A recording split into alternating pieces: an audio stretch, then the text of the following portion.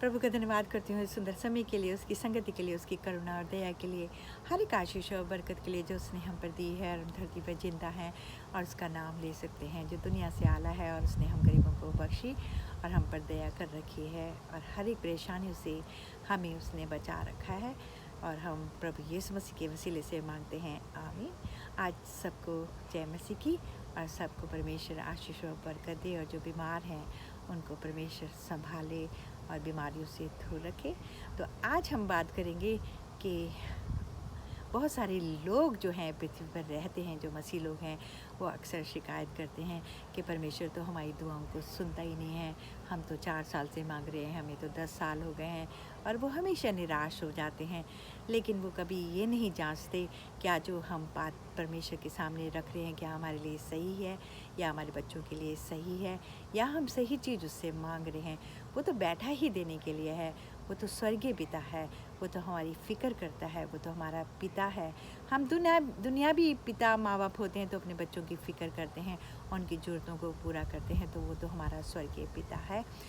और भाइयों बहनों, जो प्रार्थना होती है वो भी एक यात्रा के समान होती है।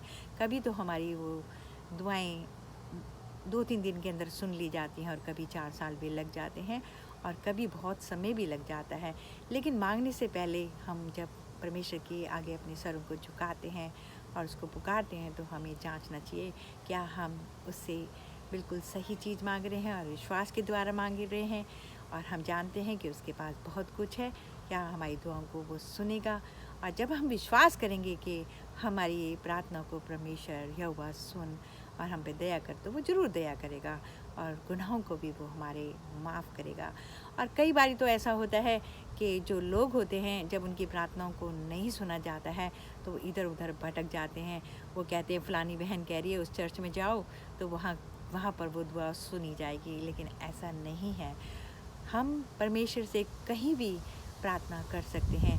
वैसे तो बाइबल हमें बताती है कि अपनी कोठरी में जाना चाहिए, दरवाजे में बंद करना चाहिए और गुफ्त में उससे बातें करनी चाहिए, और बहुत थोड़े से बातों में हमें परमेश्वर से आगे मांगना चाहिए। हमें परमेश्वर के सामने बक नहीं करनी चाहिए कि हमें ये भी दे, हमें वो भी दे, हमें सोना भी दे, हमें चांदी भी दे, हमारे बच्चों को भी संभाल, हमारे घरों को भी देख। और हम ऐसे उसको हुक्म नहीं चला सकते हैं। हम उससे प्रार्थना करने का मतलब है हम उससे विनती कर रहे हैं, तो हमें गिड़गिड़ा कर प्रार्थना करनी चाहिए और ये सोचना चाहिए कि वो हमने पा लिया। और प्रार्थना जो है एक यात्रा के समान ही है, और जिस तरह से हम यात्रा करते हैं तो हमें परेशानियां बीच में आती हैं, लेकिन हमें रास्ता जो है सही पकड़ना चाहिए। और जो रास्ता है वो बहुत सकड़ा है, क्योंकि परमेश्वर के द्वारा पहुंचने का जो रास्ता है बहुत छोटा है, और उस रास्ते पे हमें कठिनाइयाँ भी सहनी पड़ेंगी, लेकिन हम बड़े विश्वास से और दम से कहना चाहिए कि परमेश्वर तू हमारी दुआओं को सुन और कबूल कर और हम पर दया कर। वो बैठा ही गरीब लोगों के लिए है, वो बैठा ही परेशान लोगों के लिए है, तो वो जो स्वर्ग में है वहाँ से हमारी प्रार्थना को सुनेगा और हमें जवाब मिलेगा और हमारी दुआओं को जैसे चमत्कार की तरह हमारी दुआएं सुनाई जाएंगी।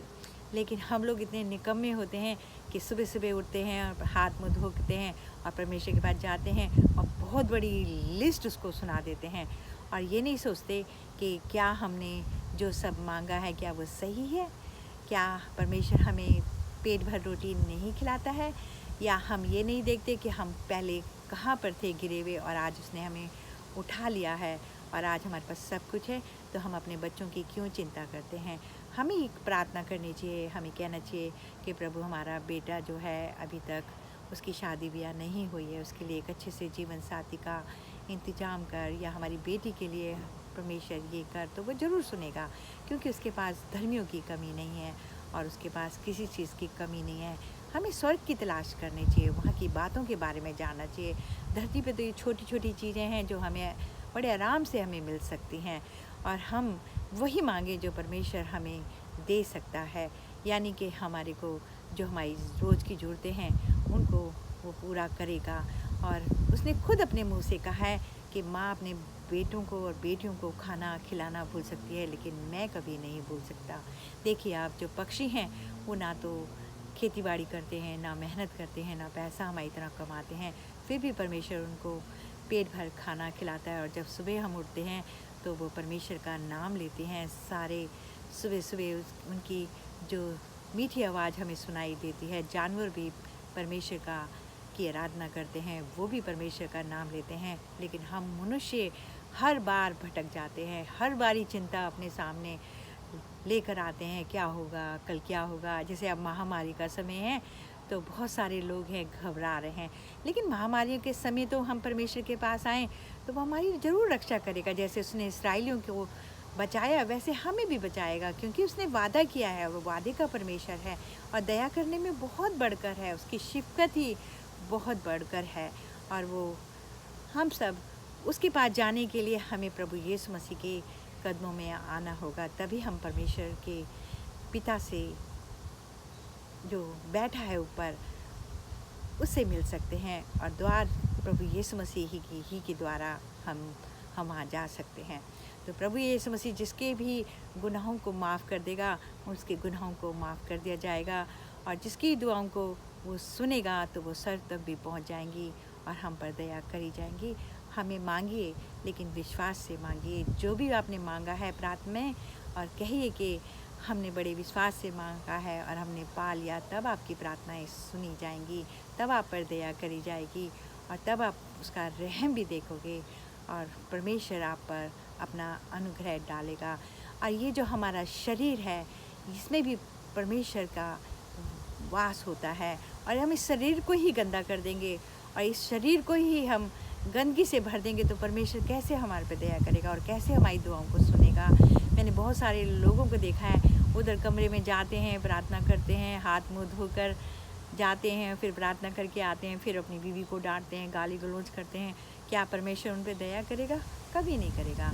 परमेश्वर ने जो हुक्म दिए हैं हमें उनको पहले मानना है, उन पर हमें चलना है और परमेश्वर फिर हमारे आगे आगे चलेगा और हम उसके पीछे पीछे चलेंगे। और वो खुद कहेगा कि मेरे तुम बेटे और बेटी हैं, और वो हमारी चिंता हमेशा करता है। हम दुनियावी माँ बाप हो के अपने बच्चों को अच्छे से अच्छा खाना देना चाहते हैं, अच्छी से अच्छी चीज़ें देते हैं, चाहे वो खुश हों या नहीं हों, वो हमारा काम नहीं है। हम पिता हैं, माँ बाप हैं, तो हम उनको ज़रूर देते हैं, तो वो तो स्वर्गीय पिता है। क्या उसके पास कमी है? उसके पास किसी चीज़ की कमी नहीं है। हमें स्वर्गीय चीज़ों को तलाश करना चाहिए कि स्वर्ग में कौन कौन है, कैसे प्रभु यीशु मसीह हमें बचाएंगे और कैसे हम पर दया करी जाएगी।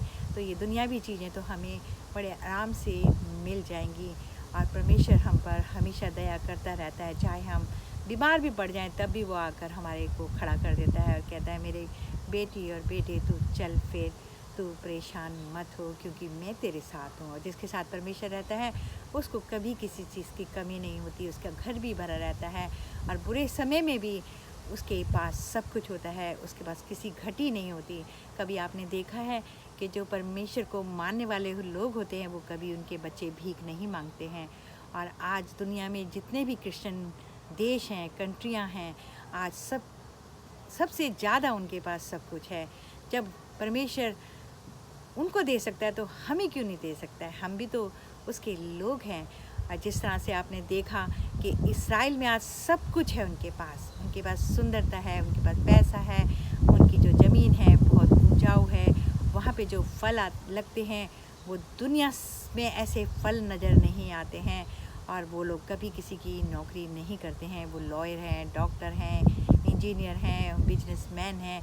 तो हम भी परमेश्वर के पास आएंगे तो वो हम पर दया करेगा और हमको संभालेगा और इन परेशानियों में भी हमें बचा कर रखेगा। और हमें बस पुकारने की ज़रूरत है और वही बात मांगिए जिसकी आपको ज़रूरत है। ये नहीं कि आप अपने जो बच्चे पैदा भी नहीं हुए हैं उनकी भी आप चिंता करने लगते हैं। उनकी चिंता करने के लिए उनके माँ बाप हैं। हम अपने बच्चों की चिंता करनी चाहिए हमें, और हमारी चिंता परमेश्वर करेंगे तभी हम परमेश्वर का एक जो विश्वास है जो हम उस पर लाते हैं, तब वो अपना करिश्मा करेगा। तो प्रभु यीशु मसीह आप सबको संभालें और परमेश्वर आप पर दया करे। और प्रभु यीशु मसीह के पास आइए तो परमेश्वर को आप पा सकते हैं और आप पर दया करी जाएगी और हम लोग सब लोग धरती पर बड़े आराम से रहेंगे और हमें किसी बात की चिंता नहीं करनी चाहिए, क्योंकि चिंता करने से हमारा जो उम्र है वो आधी रह जाती है और चिंता करने से हम कुछ नहीं कर सकते। हम मनुष्य ना ना के बराबर हैं, ना ही हम अपनी ज़िंदगी के दिन बढ़ा सकते हैं, ना ही हम ज़िंदगी को कम कर सकते हैं। सब कुछ परमेश्वर के हाथ में है, तो अपने आप को परमेश्वर के हाथ में दे दीजिए और प्रभु यीशु मसीह के वसीले से मांगती हूँ, आमीन।